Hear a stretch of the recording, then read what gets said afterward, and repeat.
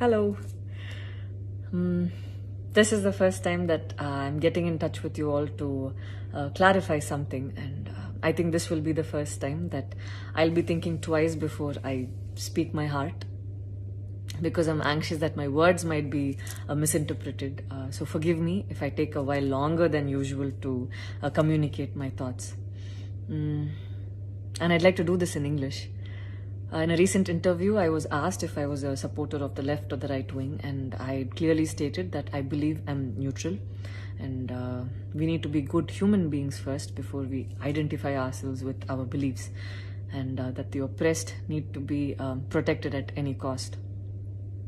So further into the interview, I went on to elaborate on how I look at things, and I had quoted two references which had a huge impact on me, and which left me traumatized for days. In fact, after I watched the film The Kashmir Files, I had the opportunity to speak with the director, and this was 3 months ago. I remember telling him that I was disturbed seeing the plight of the people at that time, and being someone that I am, I would never belittle tragedy like the genocide and the generations of people who are still affected by it. Having said that, I can never come to terms with the mob lynching incident that had taken place during our COVID times, because I remember seeing that video and being shaken for days. I believe that violence in any form is wrong, and violence in the name of any religion is a huge sin. So this is all that I intended to say, and that's all. But it was very disturbing to see that many people online justified the mob lynching incident, and I don't think any of us have the right to take another person's life. Being a medical graduate, I believe that all lives are equal and all lives are important. And I hope a day doesn't come when a child is born and he or she is scared of his or her identity. And I pray that we're not heading towards that, at least. 14 years of my life, my school life, I remember every day going to school and chanting, "All Indians are my brothers and sisters. I love my country and I'm proud of its rich and varied heritage." So maybe it went so deep into my head. And we as children would never